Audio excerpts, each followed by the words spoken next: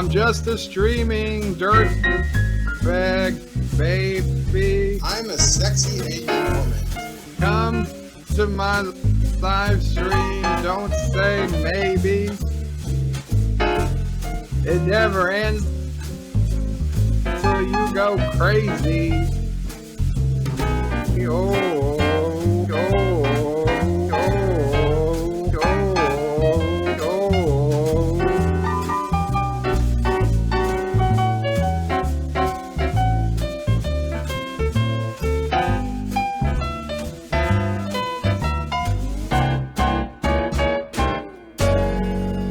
I'm just a streaming dirtbag, baby. Come to my live stream, don't say maybe. It never ends till you go crazy. Come to my live stream, don't say maybe.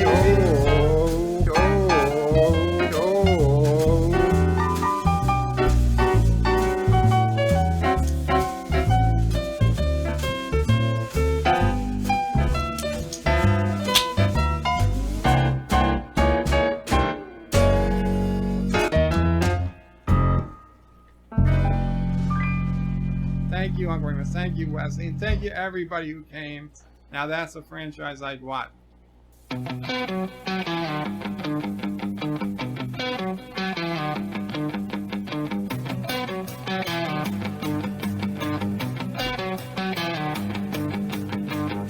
think you know why you are here.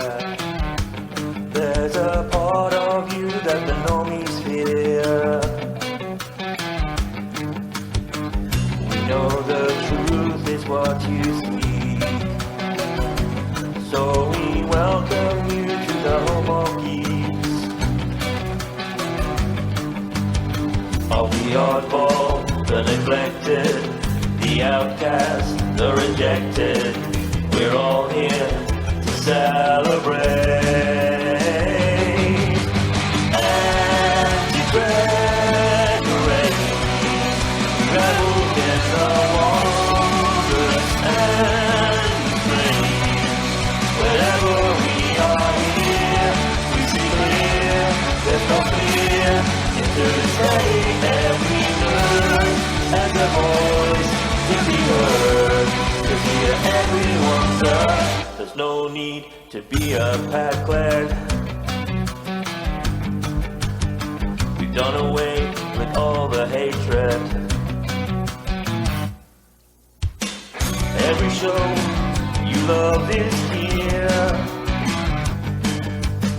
so kick back and grab a beer.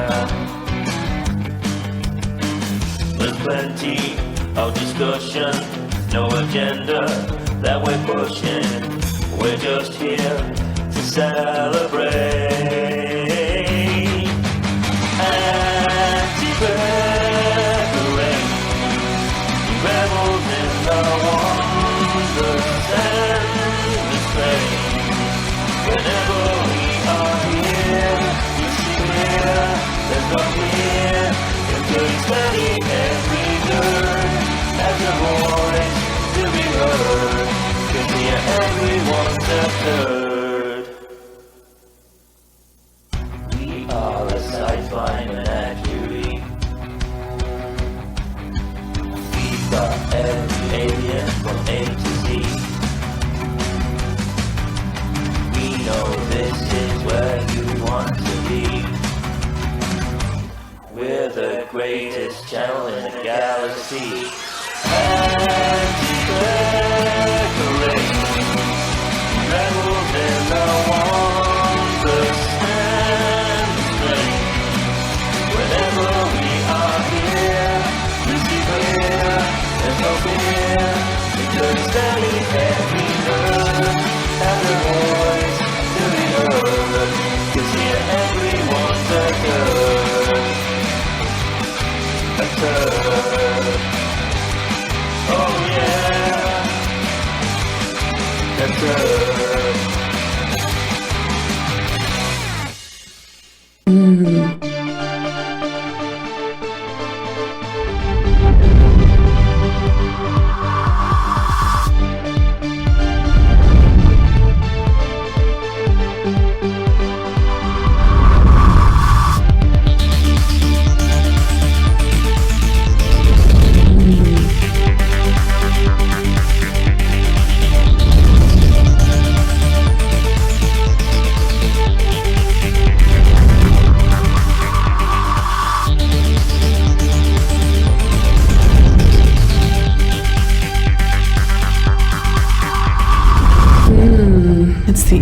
Checker. We will return to your scheduled programming shortly, or we are currently experiencing technical difficulty. What is going on, everybody? Michael J. Crawford, the Anti-Trekker here, and I just realized I didn't quite have everything set after having to change all the settings on everything. So let's make sure we fix the one thing that's vital, vital for the live stream to work properly. Yes! There we go. That's better. Thank you, Chancellor. Anyway, good to see you all, especially after last night. Boy, that was exciting to have Manu on, or Manu. I can never get his name right, but holy crap, that was a lot of fun. And thank you all of you that were here. Thank you to anyone that watched it after the fact, which a lot of people did, actually. So it was just a blast. And I see Captain Foley's here. I know he was planning on going to bed, but Captain Foley, thank you for joining us on the stream of Manu last night. Although, geez, you were kind of a jerk. I mean, you would not shut up the whole time. Anyway, Resolute was first, says hi. Benny was a quick second, says hello, y'all. Darth Maul says an anti-Trekker stream, impossible. Well, it can happen. Thomas says, can't stay, internet down at work, cellular data costs too much to watch YouTube, have a good night. I understand that, Thomas, but you know, that is why most of the major cellular carriers now offer unlimited data plans. Darth Maul says, is that a fire in the fireplace crackling in the background? No, that is Auntie's footsteps. I'm surprised Rios doesn't have an emergency coitus hologram, but better not look like him. He probably does. Richie says hello. Sci-Fi Nation says, so yeah, I'm here. Well, no, that's all right. You can be here. Resolute says, love the stream last night, but why the hell was it at midnight? Well, actually, we timed it to coincide with a chance for everybody to watch the latest episode of Picard that watched it in the United States, because just based on the timing of it. And that's also when I do a live stream pretty much every Thursday until Picard is done airing. And the reason that we kept it there was because, quite frankly, that's my largest live stream of the week as far as audience is concerned. And so when I talked to Manu, he was like, well, when do you usually live stream? And I told him these various times, and he goes, well, when's usually the best audience? And I told him, well, to be honest with you, it'll be in the middle of the night on, basically Wednesday night, Thursday morning. And so he said, well, let's do it. So I was like, okay. And there we go. On the 1 week anniversary of Icheb getting just completely butchered by CBS, Icheb himself came on the stream and talked about it. And that was so exciting. I can't tell you. Thank you again, Orville Nation, for helping me meet Manu. And I hope, I actually have now introduced Manu to Nerdrotic. I hope that they are able to do something too. Because Manu sounds like he's into the kind of stuff that Nerdrotic and Doomcock do on their Exozone stream. So that could probably be fun for them. And I'm sure Manu would love the exposure of being on Nerdrotic's channel, because that's probably as many people as watch CBS All Access. Sci-Fi Nations, apparently I pissed you off. What did I do? Nothing, my friend. You're just a Kurogan, and therefore evil, and therefore intolerable. Ballard says, Mr. Miles always first, I'm forever awesome, and Auntie always steals the show from Anti-Trekker, even by sleep, and still forever cuter than Baby Yoda. Yeah, notice she's actually awake right now. We'll see how long that lasts. Are we really discussing Picard? Because it only airs today in Australia, and I'm going to watch it at dinner. I don't know. It depends on if you guys want to talk about it, to be honest with you. So, yeah. Darth Maul says, why does Anti-Trekker Reigns have a distortion every time you play it? Doesn't to me. I don't know. Maybe it's, your crazy internet? I don't know. Piano Dean says, vengeance is mine, saith the Borg. I don't think that's what they said, but okay. Trekyard says, wow, shots fired, I mean in the title, noise. No. I did not mean that about you, Captain Foley. I was actually talking about the live stream last night. We were going to talk about Impossible Box, but we never got around to it because we had so much time talking to Manu. And that's perfectly fine. I'm not upset about that at all. So I just meant, hey, now if you want to talk about it, we can do that tonight. But no, actually, You do realize, Captain Foley, the fact that you were live streaming before me, you do that all the time. And I start at usually about 11 o'clock Central, which is when I started. So, yeah, no, nothing there. Mrs. Anti-Tracker says, hi, guys. Hey, how you doing, babe? Trackyard says, I knew Anti-Tracker was only watching mine to see when my stream ended. Not true at all. Richie's saying hi to Mrs. Anti-Tracker. Josh says, Trackyard's Captain Foley, you should come onto Anti-Tracker's stream and take it over. Well, he was on the live stream last night, and he did pretty much take it. I mean, he just would not shut up.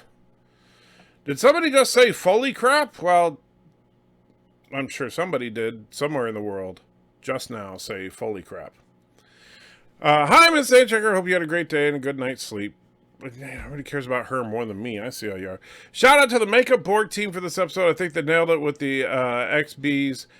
Still feel Borg to us, the viewer. I think they did a pretty good job all the way around with this episode. Trek Reviewer says, who is this anti-trekker fellow?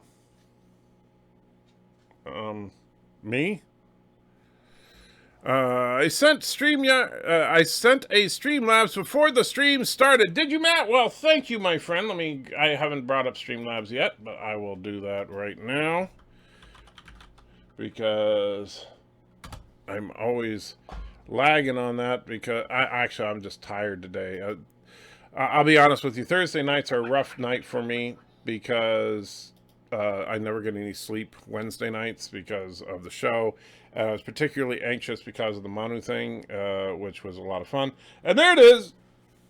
Thank you, Matt, for letting me know. So according to this Picard flashback, Picard is a 4-pip admiral.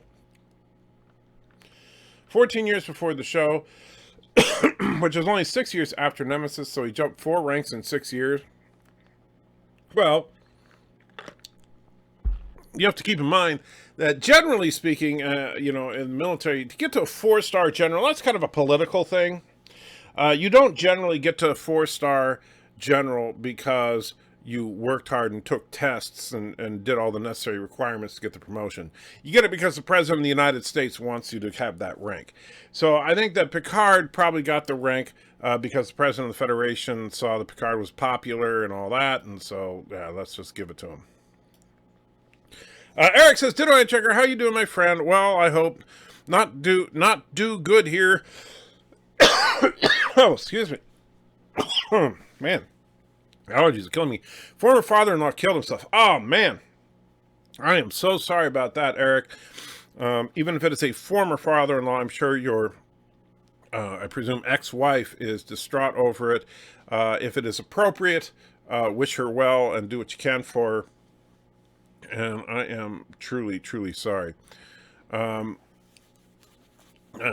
saying goodnight to Mrs. Anti-Trekker. Captain Trek saying, hi to Mrs. Anti. Everybody just loves Mrs. Anti-Trekker. I swear, it's like, what? She should just do the show because you guys say, screw Anti-Trekker, Mrs. Anti-Trekker, stop by. She said one thing and everybody's just like all focused in on her.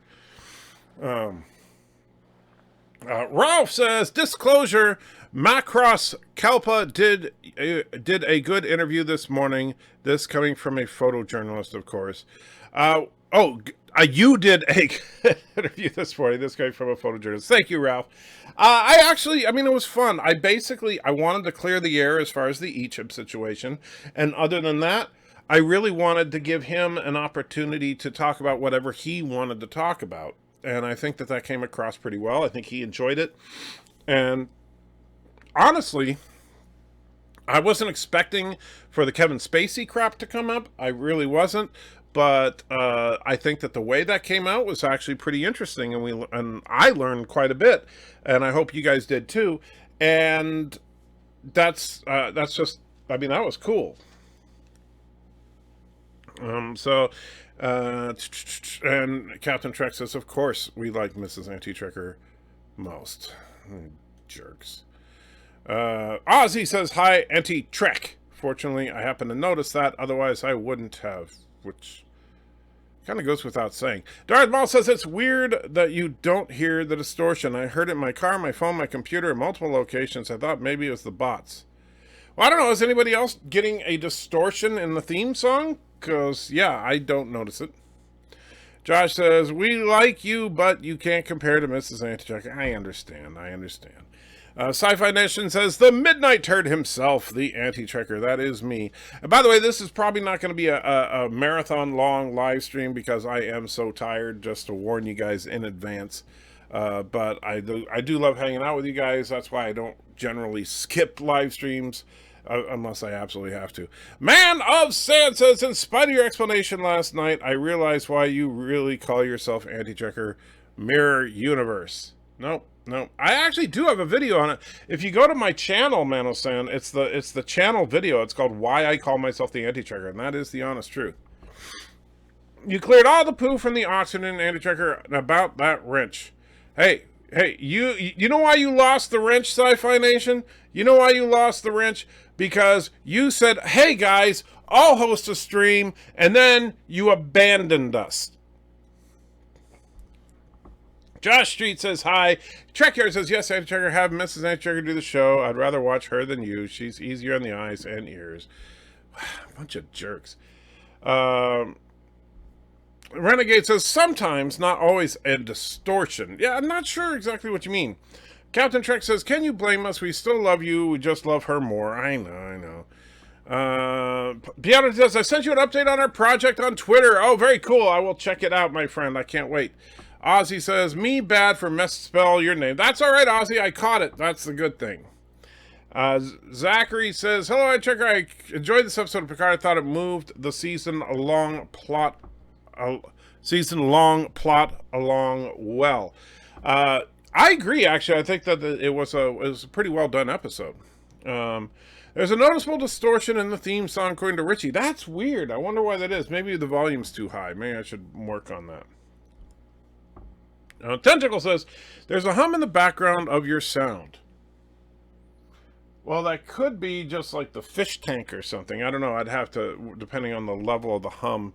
I got a few things, electronic doodads and stuff in the room. Unfortunately, this is not a true studio. This is just a workspace. I can't afford a real studio. You really don't hear the distortion in the open? No, I do not, but I'm not listening to it as it comes out over the interwebs, so I'm assuming that the distortion might be because the music's a little too loud. So I'll try lowering the volume a bit and see if that helps. In fact, let me go to the... If we go there now, let me check what the volume levels are. I'm just a streaming dirt. All right, so if we turn it down to about here, let's skip I'm a ahead. sexy. Tell me if this sounds better. Back and grab a beer. There's plenty of discussion, no agenda. So let me know if that sounded better. I was able to watch but not comment last night. Congratulations once again. Thank you, Commander Shutter. And Sci-Fi says, I fell asleep, son of a bitch. Don't you even lie, because you were on What's-Her-Name 1 Kenobi's stream. And so, yeah, you are absolutely lying. You went to her stream, you were chatting on her stream while we were all sitting on your stream waiting. So that's a lie, Sci-Fi Nation. You're busted on that one. Ralph says, the camera looks good. Thank you. I actually do really like the camera. I'm still messing with the settings a little bit. I moved the camera so I'm not as close to it. Like now, if I lean forward, this is where I was before when my face was like completely filling up the camera. If anyone craps on Impossible Box, I start pulling your Trek card. I tend to agree. I remember when characters would use the stun setting in Star Trek. Those were good times. Yeah, I miss those days. And June Wan puts $2 Australian in, so you know what that means. Anytime an Australian donates, we got to hear some Australian.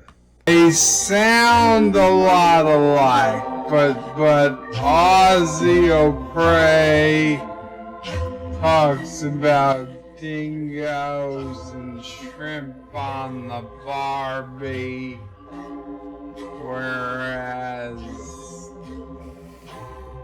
Joe from Ireland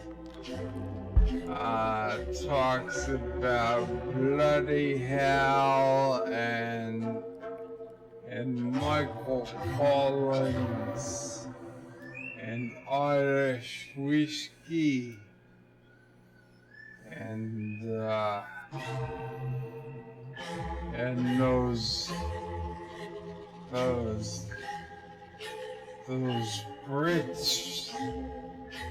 those British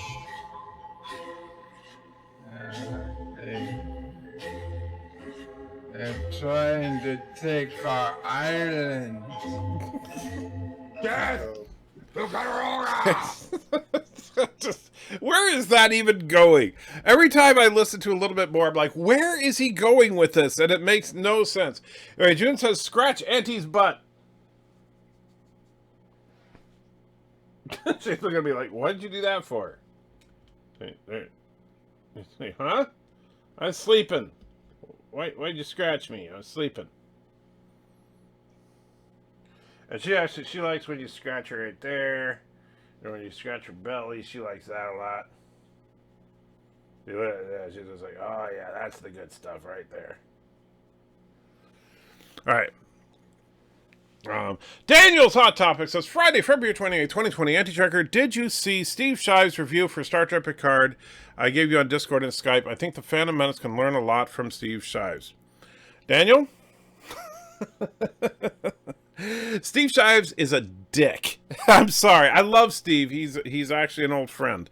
But no. You know what? I have not watched his review because I'm sure at some point he probably brings up Trump because he has to bring up Trump in everything he says about how horrible Trump is. And so I'd be willing to bet money that he actually mentions Trump somewhere in his review of Star Trek Picard. So no, I'm not interested in someone that needs to turn everything into a political discussion. At this rate, you're going to get banned from Australia. Well, no, Bird of Prey is. SC says, I missed the blow the Admiral's head to smithereens phaser setting. Yes, there is that. There is that one too. But he was not an Admiral. He was a commander. Not sure what you think, but it was a great episode. I actually thought it was probably the strongest episode of the series after reflecting on it. Do you watch The Ready Room? Jerry Ryan confirmed 7 will be back this season. I do not watch The Ready Room because I, quite frankly, don't care about most of the behind-the-scenes crap. But people have already been talking about, like, on IMDb, she's slated to be in, like, 4 episodes. So, but you got to take that with a grain of salt because, according to IMDb, Elnor was only supposed to be in 2 episodes, and he's already been in more than that. But he may be dead. We don't know. Commander Shutter says, the topic of murder came up last night, and how the Federation does not do that. Riker and Picard vaporized an admiral that had been taken over by aliens instead of arresting him. Well, first of all, again, that was not an admiral. He was, I believe, a commander. He might have even been a lieutenant, but I'm not sure. He was just the person that was in charge of the alien monsters, but he was not an admiral.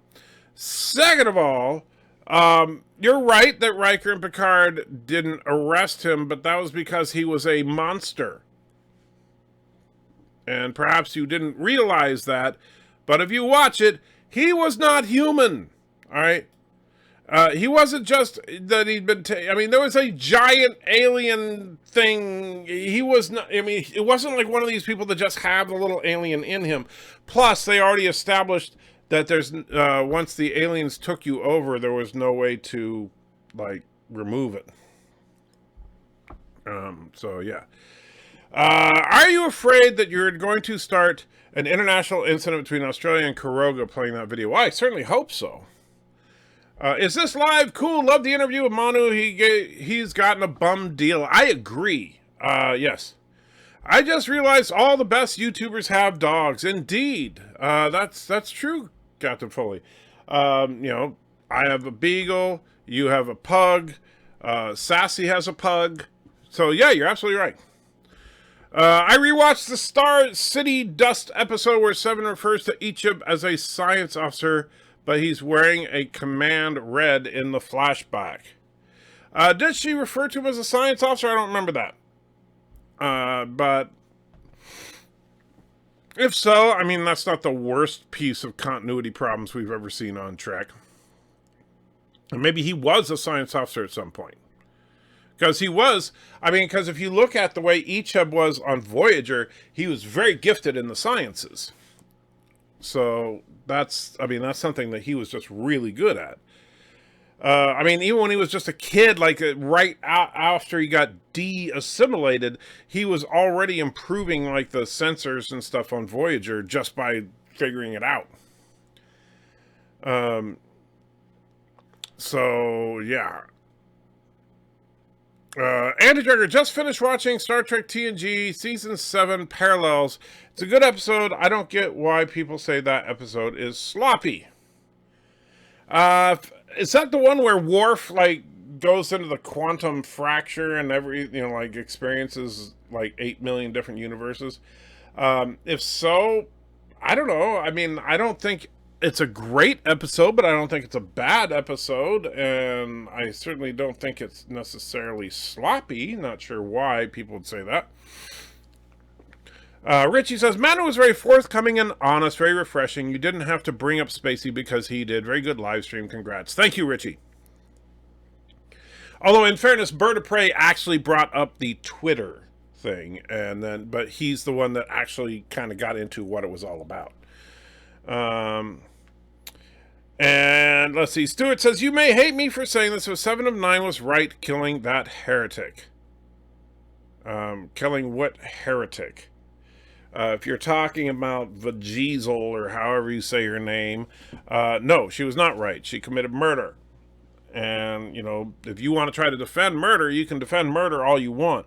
But not only is that immoral, just on a base level, it's also antithetical to Trek. And that's one thing that I don't like, is that the Trek has become nihilistic. That's my biggest complaint about modern third-generation Trek. Jerry's supposed to be in 7 to 10. Makes sense, since they would need 7's calling card pretty darn soon. Yeah. In that episode, they specifically said stun setting don't work on them. Well, there you go. There's your explanation. Don't use people's deaths to push an agenda? I'm not sure what you mean there. Riker shooting the alien parasite guy, they were immune to sun settings. Thank you, Renegade. Yes, and Tentacle said that as well. So that's your explanation there. Hopefully, Jerry Ryan will be in a cat suit. Doesn't look like it. I'm really not impressed with Michelle Hurd's acting. Anyone else? I'm not particularly impressed with her, but I don't think she's also particularly bad.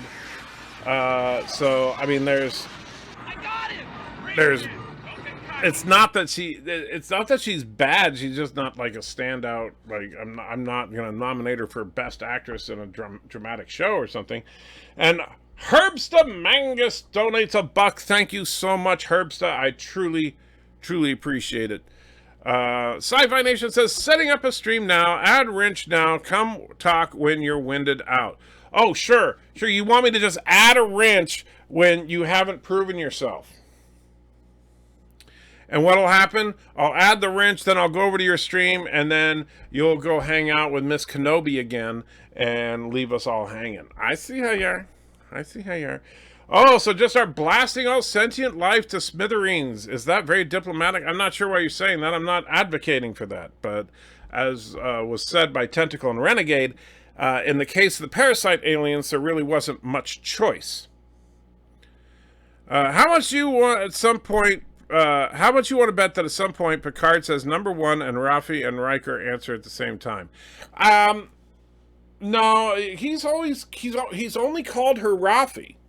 And Riker, he's always called number 1. So or Will. So I don't think that'll happen. I could see him saying number 1 and have Riker say, huh, and have the dog look up at the same time if the dog were there. My mistake on this rank. I'll have to watch the episode again. It's been a while. I don't know. You mean on the dude from Conspiracy? Yeah, no biggie. It's like you assume he's an admiral because he's in charge.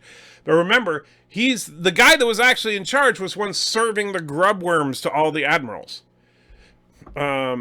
President Trump will get a live speech about the coronavirus. Gave a live speech about the coronavirus last night. Okay. Not sure what that has to do with anything. Icheb became science project. That's bad. I'll bet CBS makes replicas of the wooden box puzzle in this episode to sell. I would not be surprised. They're already selling Daj's and Soji's necklace.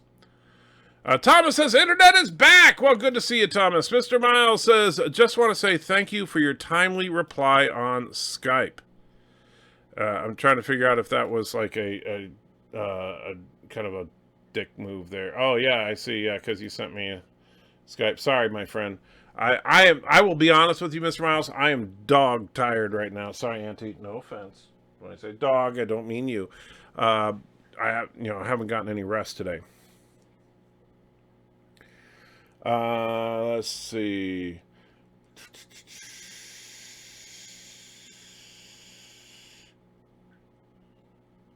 Well, and here's the thing, Miles. So as far as what you were asking about, I was saying because I didn't quite follow what you were talking about as far as reduced. I'd say if you don't feel that it works, don't do it. If you do feel it works, then do it. Because the video on its own, unedited, is actually doing relatively well. Did you notice that when Picard goes into Soji's room, there's an announcement in the background about chronotons, and at the same time, the Borg sphere used time travel. The same thing the Borg sphere used to time travel in First Contact. Yes. But I don't think that they actually had a time warp incident. They just said that there was an elevated level of chronotons, however you say it, in a specific sector, but they didn't, if it was actually like the sphere being launched and going back in time or something, I'm sure that there would have been like a massive red alert or something like that. Icheb actually came up with the proposal to give Seven his cortical node with the genetic resequencing. Such a waste on Picard. Can't even watch the show. Well, actually, I got to give them some credit in that they at least mentioned it. Murder! LOLs! Seven didn't commit murder. Whatever, Captain Redneck. I know you don't think that it's immoral to kill another person in malice, but I do. And so, we'll just have to agree to disagree on that one, my friend. By the way, Captain, I will accept your apology anytime. As far as you and Star Trek telling me what a horrible mistake it would be to have Manu on my show. Oh my God, he just loves Kevin Spacey, and he's just a jerk that endorses pedophilia. And then, oh wow, he's very forthcoming about the story, and you were completely wrong about him. Daniel says, in that episode, Worf was going to use the different universes when Geordi adjusted his visor. Yes, I remember the episode, but I don't know why people say it's sloppy. I don't think it's particularly sloppy. It's not the greatest episode, but it's not a bad one. It's a fun one. Bird of Prey seemed excited when Manu mentioned the issue young men have around 7. It was kind of funny the way he talked about it. Vagisil, yeah, that's her name. And then Herb says, Buck, thank you again, my friend. Trek Reviewer says, Lieutenant Commander Drexler Remick was the one taken over by the mother creature in TNG episode Conspiracy. Thank you, Trek Reviewer.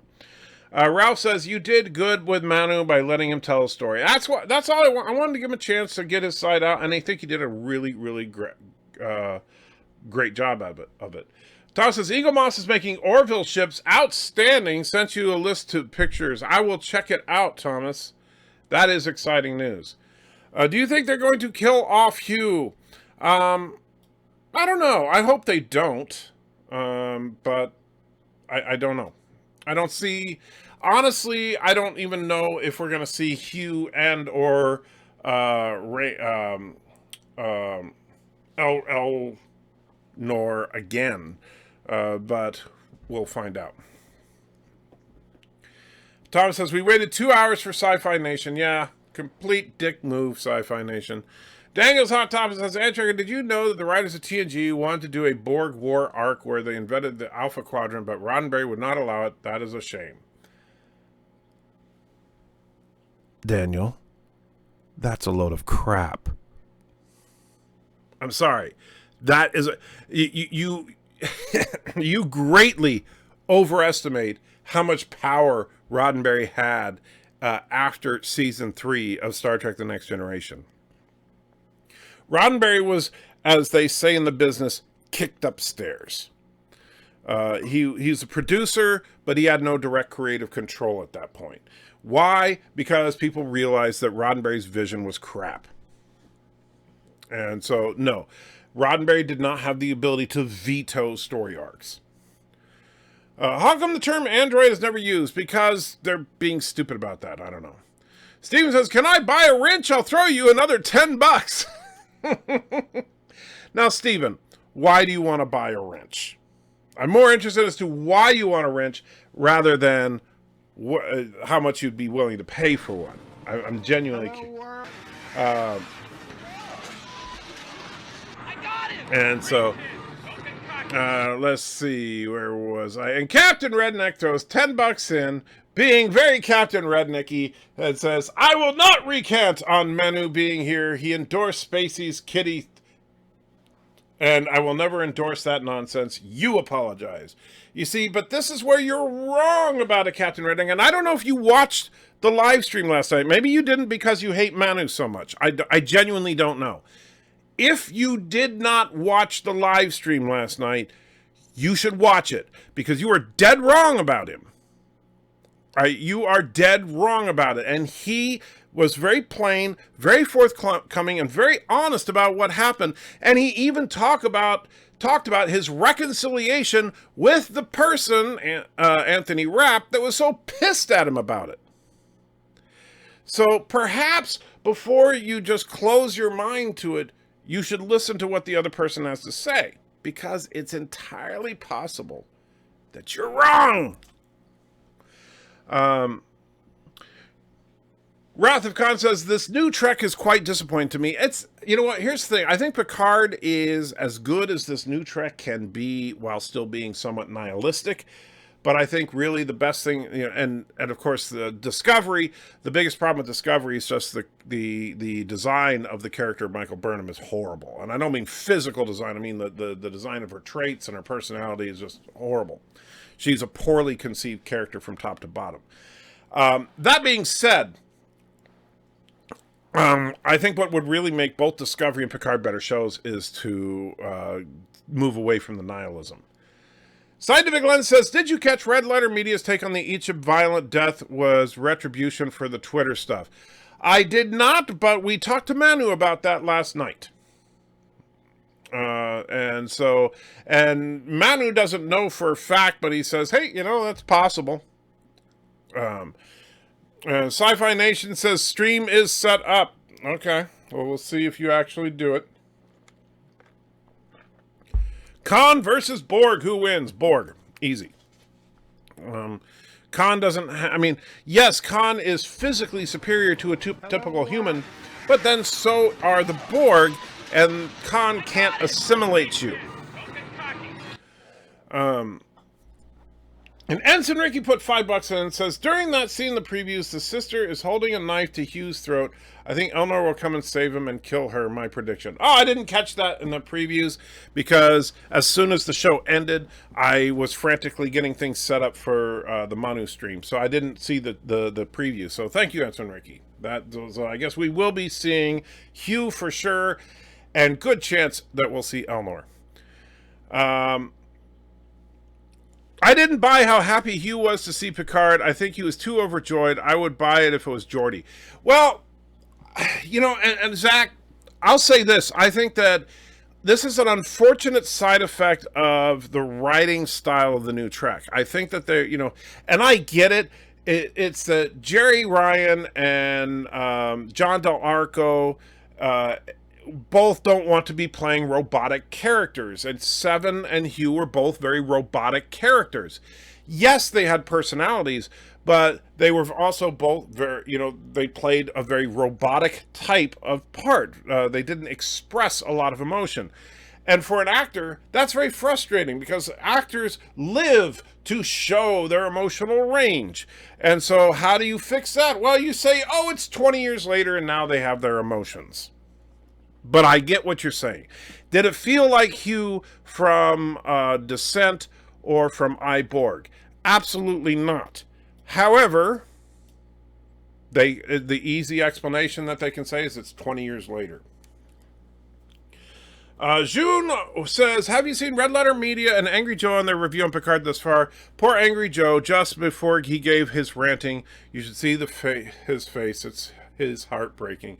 It's funny because I understand, some people don't like it. It's just not going to work for some people. But the problem is, and I have not seen either of their videos yet, and I don't know that I want to see Angry Joe's. Because I'd be willing to bet, and I don't know, but just knowing Angry Joe, I like his channel overall, and knowing Angry Joe, I would assume that he's probably going to say something like, do these guys even know anything about Trek? And then start talking about like continuity problems or talk about scientific inaccuracies and how Trek has always been better with science and stuff like that. The kind of stuff you hear from people all the time. But, and this is the problem, that's a false argument. The truth is that Star Trek has always been very loose with the rules of science. Star Trek has always violated the laws of physics on a fairly regular basis. The problem is that we remember it through rose-tinted glasses. We tend to remember how great it is that it's more scientifically accurate than typical sci-fi of its era, right? So Star Trek, the original series, was definitely more scientifically accurate than its contemporaries at the time. Star Trek The Next Generation was more scientifically accurate than its contemporaries of the time. That doesn't mean it was a pillar of scientific accuracy. The difference is that now we have a rise of some hardcore sci-fi that is very accurate, things like The Expanse. And The Expanse puts all of Trek to shame with scientific accuracy. However, if you look at the relative scientific accuracy of Picard, it is no worse than any other Trek show. Discovery, but it's funny because even in Discovery, and I was one of the people to bitch about this, people were screaming from the high heavens about sonar in space, about Discovery. You know who else did that? The original freaking series, Balance of Terror.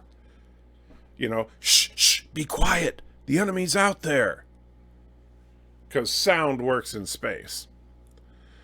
But like I said, I like Angry Joe, and maybe he's got nothing but legitimate grievances. But honestly, the only major thing I see as far as as a Trek fan, as far as a reason to really hate this show is the nihilism.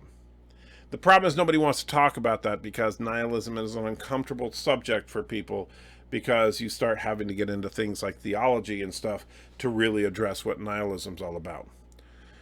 SC says, Andrew, we kind of have similar hair and beards too, but now I feel old. I'm sorry, I feel very old.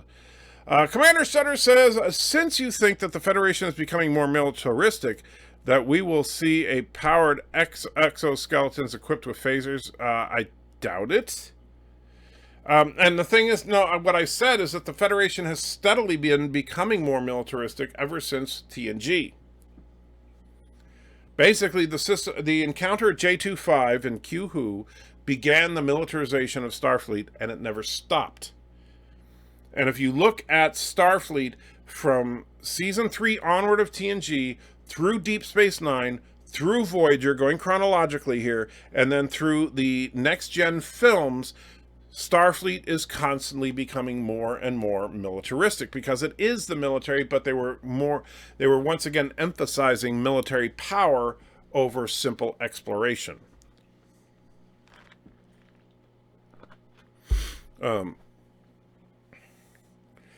Well, that Betazoid from TNG came back to hunt down Picard. You know, the one, the counselor's mother. Laxwana? I'm not sure what you're talking about there. This showed more canon things within that... Wait. This show had the most canon things within what we can see is short of canon. Matt, I don't know what you're saying there. This show had the most canon things within what we can see is short of canon. What are you saying, that that's a good thing or a bad thing? Are you saying it had canon violations or canon confirmations? I'm not sure what you mean. So, yeah, don't know what you mean there. Mr. Captain says the transporter thing Picard used actually for a Voyager episode. In fact, a season 1 Voyager episode. Very true. Wow, Redneck and Alexander don't have a problem with 7 killing, and I'm an alternate universe. I think you are. And let's see. Captain Redneck throws 10 more bucks in, says, I watched his lies. He covered up for pedophilia. That's not tolerable in any sense. I love Ichib. I do not like the spoiled Hollywood menu guy. Well, his name is Manu, not Menu.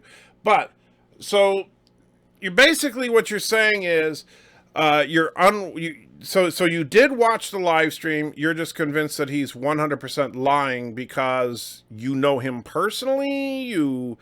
Because you saw the couple of tweets where he said the stuff that you don't like, but you didn't follow up with any of the stuff that he posted, like on Facebook or any of that, where he apologized for it. You didn't. And I'm sure you verified that Anthony Rapp, of course, is still out there talking about what a horrible... Oh, yeah, he's not. But I'm sure you think, or you talked to Anthony Rapp yourself to verify that Manu is just a filthy liar, right? Because that's the thing. Unless, I don't have any reason to not believe Manu on this. Because he's not directly involved. He was not accused of anything, and he didn't try to cover anything up.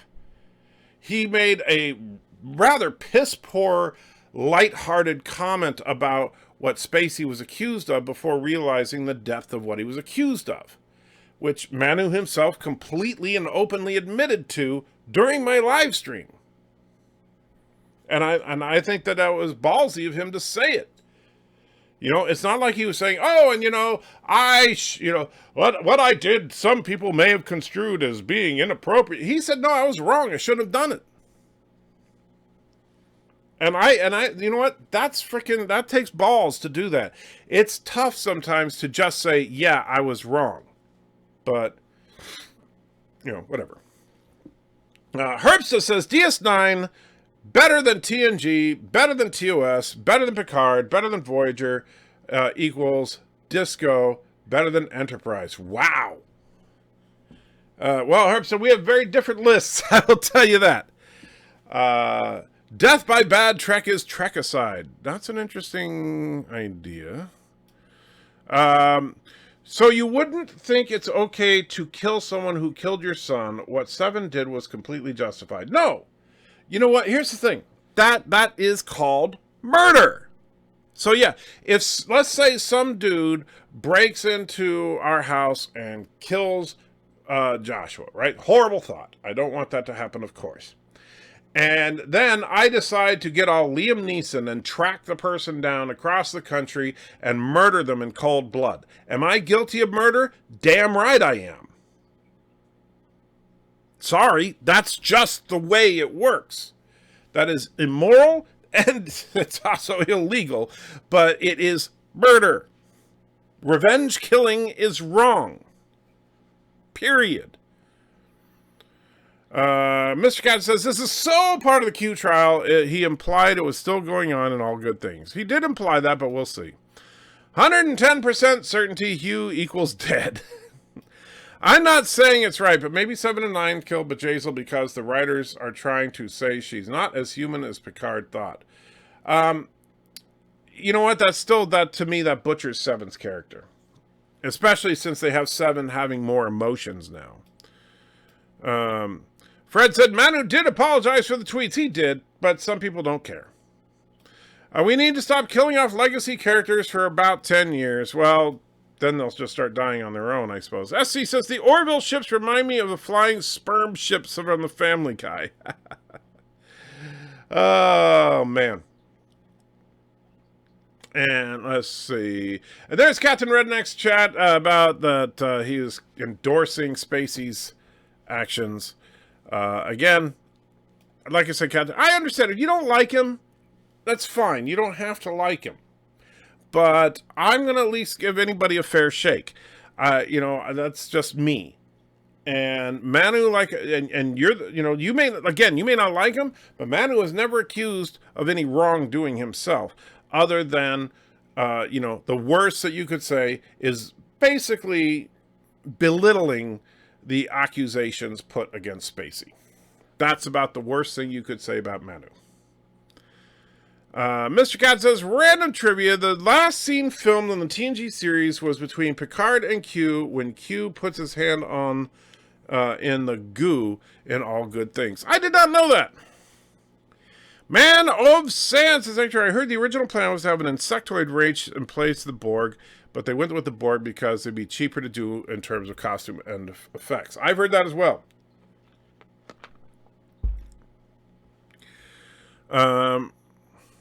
Hunter says, oh my god, it's this guy that appears everywhere on every channel to antagonize everyone. Are you talking about me? Bird hates Gowron. He does. He hates Gowron, even though he's endorsed by Gowron. But you go figure. You're not going to do some clips of Manu and then put them up to clear things up in a shorter way. Actually, that's what kind of me and Mr. Miles were talking about, doing a shortened version of the live stream as a separate video.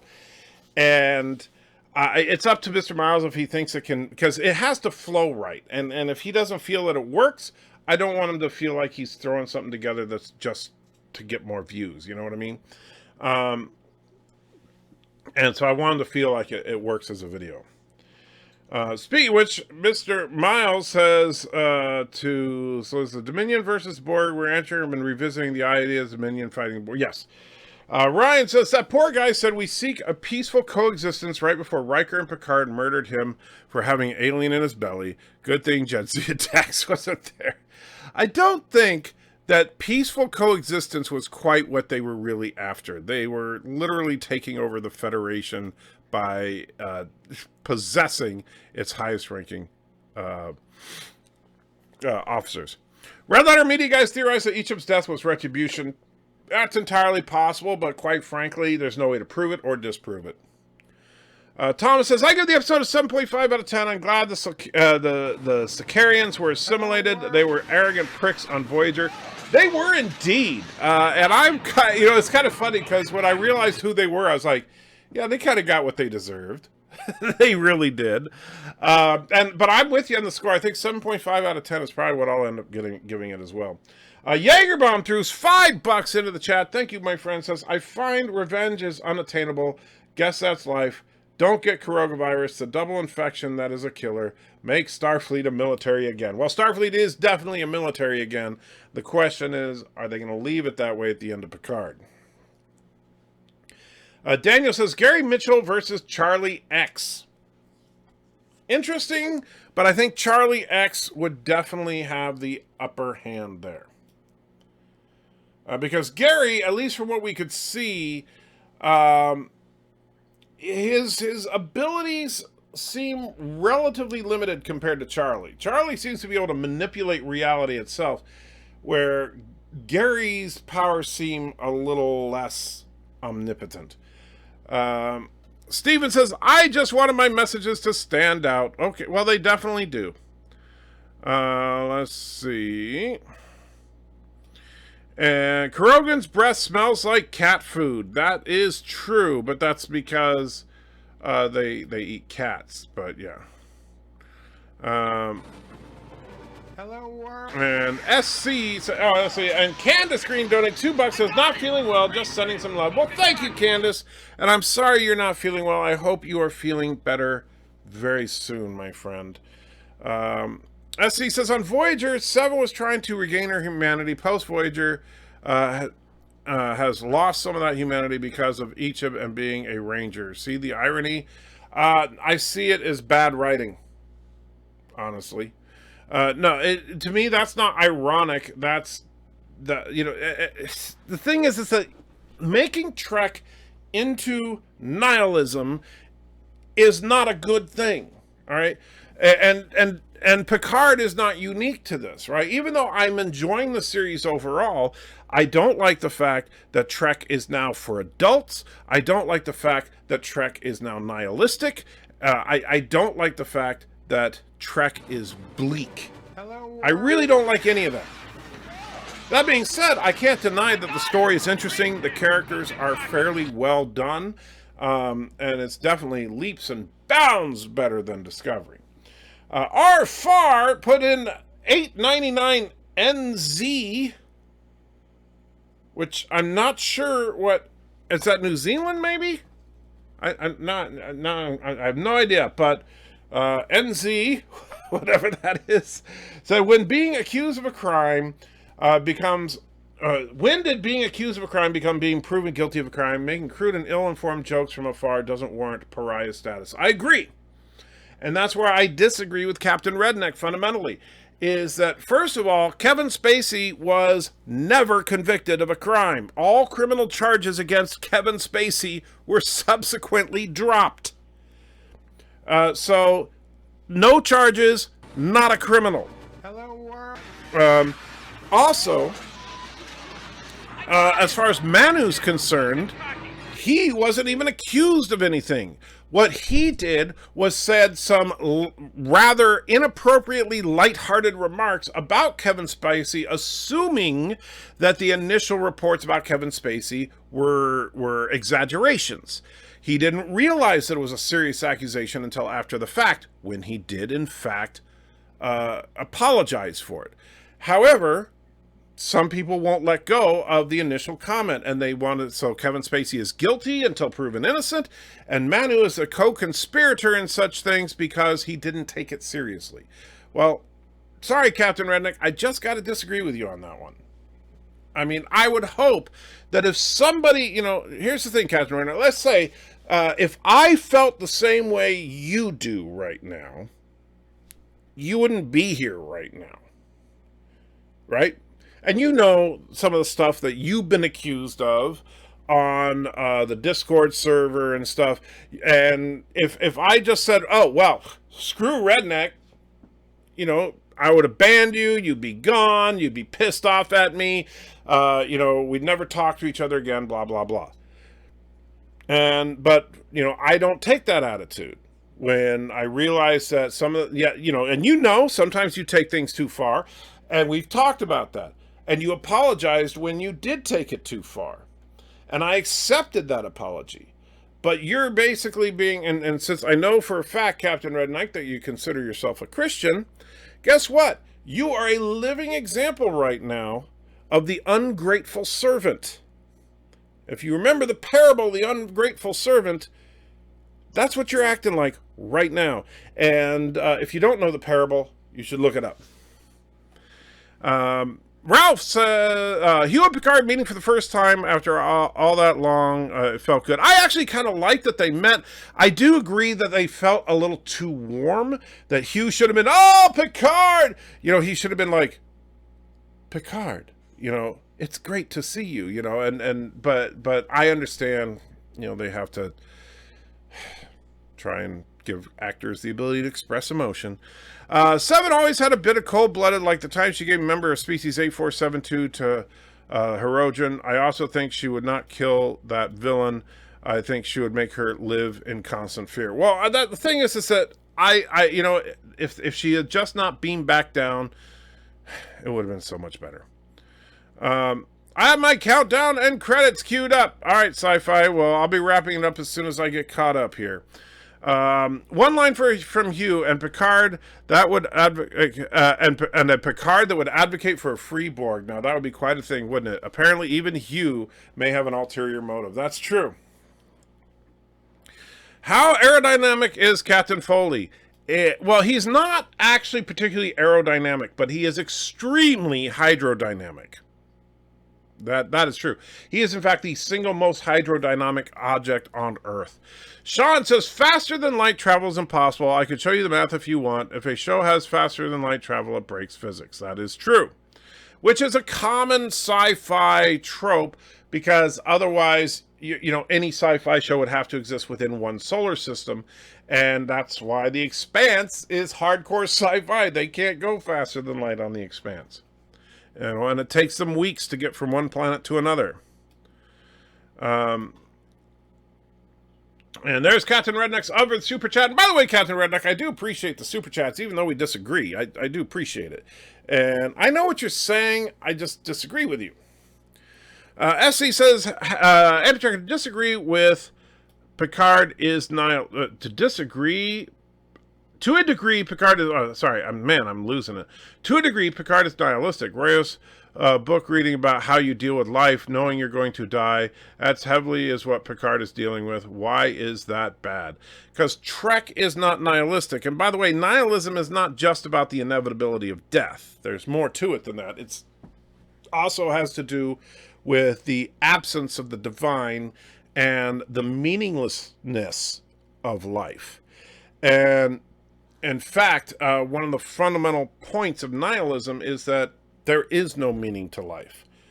That you just die and it means nothing. Human life means nothing.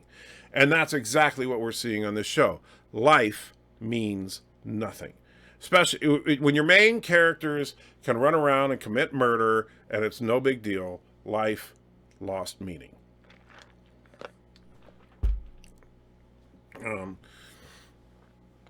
And Captain Redneck says, you're starstruck. Captain Redneck, I don't get starstruck. All right. And in fact, if I was so starstruck about frickin' Manu, and don't get me wrong, I like Manu, I think he was a cool guy, but if I was starstruck about him, do you really think I would have told him to his face that I didn't like Renegades? Because he's very proud of his work on Renegades. I didn't care for Renegades. Daniel says, best line Star Trek 3, Search for Spock, when Christopher Lloyd, Commander Crew, yelled, get out of there, get out. I don't know, I kind of like, as far as comedic lines, I like when he goes, put him on screen. Coming out, does Mrs. Antrigger know about this? Huh? The link is in Twitter DM. All right, my friend. Chat jumped on me. Man, I need to get caught up. I'm getting so punchy here. Ralph says, I like seeing Picard going through all his personal battle with age in the changing Starfleet. Would love to see Cisco put him in his place. Yeah, but Cisco is, busy living in the Celestial Temple or whatever. Resolute says, I have much more to say about it, but much more appropriate for Rational Roundtable. No problem, Resolute. Captain Redneck says, this is how Antchecker wins arguments by not debating at all. It's one-sided as F here. What do you want, Captain Redneck? You never wanted to come onto the show. I mean, if you want to come on and argue with me sometime, we'll do it. We'll make it happen. But quite frankly, I think that, the way you win arguments is to just be contrarians. Like you said, Seven did not commit murder. That's not an argument. That's just a contrarian statement. Yes, she did. Okay, we're at an impasse. However, I think that the facts are on my side. The only reason, and the funny thing is, the only reason you think she didn't commit murder is because you're using a specific definition of murder that says that it is the illegal killing of another person. And since you're trying to argue that it was a lawless area, then that means murder is impossible in that area because there was no law against murder. So even if I were to accept that premise, that is not an argument that what Seven did was in any way, shape, or form right. You're just trying to say it wasn't technically murder because there was no law against it, which I find doubtful. Manu did nothing wrong. Spacey was innocent until proven guilty. There's nothing wrong with giving your opinion on it, even if you think he is innocent. I agree. And I don't understand why Captain Redneck, can't see that, but that's all right. He's entitled to his opinion, even if he's wrong. So how is there no neutral zone, but still Romulan space? What is the reasoning for dumping the neutral zone? I don't know. That doesn't make sense to me, that they have Romulan space, but no neutral zone. I don't get that. But yeah. So what do you say about the disciple specialist killing your lover medical bay by suffocating him and then deactivating the EMS is a worse death than being vaporized? Yeah, I thought that was horrible. And that's another example of the show. I mean, like I said, human life has no significance on this show. It really doesn't. People are just killing each other left and right because why not? Each ep is now in good company of loved characters being killed off after a few minutes of screen time in the sequel. Admiral Akbar to name one. That's true. At least each ep got a close-up. The parasite aliens wanted peaceful coexistence the same way the changelings wanted peaceful coexistence. Under their heel. Agreed. Stuart says, I do see your point on the matter. Well, I appreciate that. What's Kuroga's problem? Well, they're evil. You know. I mean, they just are. Ralph says, sometimes the law is helpless to act. Even when it identifies the guilty, it follows, therefore, that sometimes it is necessary to act outside the law. It is a shame to shame its inadequacy. Punisher. Yeah, because Punisher is where we should all get our moral standards from.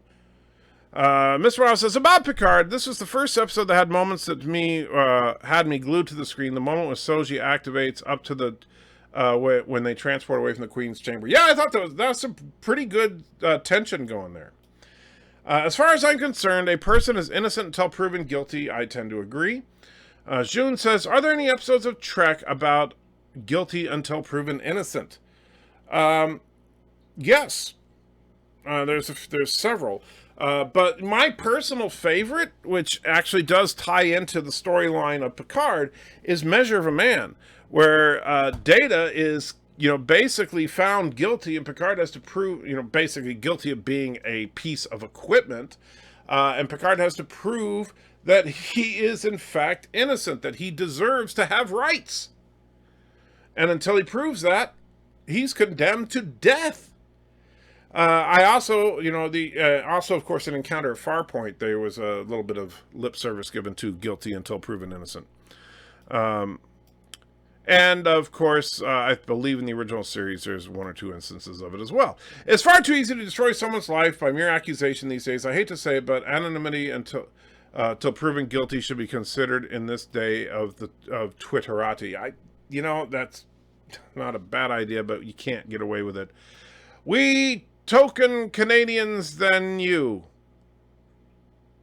Okay. Matt says, Mr. Miles, this should have been the second episode. You can build the crew in one. You could if you want to rush it. I don't know why you want to rush it. I like Hugh and Picard meeting more than Seven and Picard. I thought they did that perfectly. I don't know if I would say perfectly, but I thought they did it better. Well, Foley is very smooth, so he might fly through the air. No, he's not aerodynamic. You still need the shape. Who would win in the swimming race? Captain Foley versus the Penguin. Oh, Captain Foley, easy. Like I said, he is the single most hydrodynamic form on the planet. Ralph says, did Manu posted dumb something on Twitter, but how many people have said stupid things at one time or another? The trick is to learn from our mistakes. Yes. And JP says, holy crap, you're loud. I can't win. Matt Deckard, it's the same universe, dumbass. Not sure why you said that exactly. F, marry, kill, Lursa, Beetol, or Mrs. Martok. Wow. I'm going to have to say kill Lursa, F, Beetol, marry Mrs. Martok because she's got connections to power. And Beetol's the best looking of them. Picard episode 10 prediction. Elnor will make more heads roll. Rafi will get in a drunk spaceship crash. JL will get yelled at again. And the Red Angel will save the day. I don't think so. Not really a reason to have had the neutral zone if the Cold War is over. Just need a border. Well, but the way they made it sound is that it's still considered an act of war for them to go into Romulan space. Now that there were 6 episodes in, has there been any confirmation that the planet Vulcan still exists? The story doesn't involve Vulcan. But yes, Richie, this is in the Prime universe. Get over it. Anyway, so I'm going to wrap it up there because Sci-Fi Nation apparently has a stream that he's going to start. So I highly recommend everybody go over to Sci-Fi Nation and hang out with him. I'll hang out with him for a little while, and then, and then I'm going to go to bed. So, JP says, sorry, I realized you were loud because you know my speaker volume. Sorry. Mr. Miles said, had a thought. There's an episode of Voyager called Shattered, I believe. It involved a little bit of timeline hopping. We saw future Ichib. He looks more like the one in Picard. Yeah, I know. It's actually kind of funny. If you look up Ichib on Memory Alpha, you'll see all 3 actors that played him. Oh, we just got on. He already had a stream. Yeah. And Ryan says, great stream. Thank you, my friend. And thank you, all of you. Even Captain Redneck. I know we disagree, but hey, you know what? I still appreciate having you around, because if all of you guys agreed with me on everything, then I'd be talking to an echo chamber, and I can't stand channels that are just echo chambers. So I'm glad that you guys argue with me. I truly am. Even on things that can be infuriating at times. But in the meantime, go hang out with Sci-Fi Nation, because he's trying to earn his wrench back. Making your way with the nerds today takes everything you've got. Taking a break from hating JJ sure would help a lot. Wouldn't you like to just get laid? Sometimes you wanna go where all the Trekkies know your name, and they're always glad you came. You wanna be in a galaxy where Star Trek isn't lame. You wanna go where everybody knows your name. Birds of a feather flock together, that's what we believe. We know a place that's got you covered, a place to get relief. Wouldn't you like to say me prove? Sometimes you wanna go where Turnistani's know your name, and all Karogans are to blame. You wanna be where you can see Karoga go up in flames. You wanna go where everybody knows your name.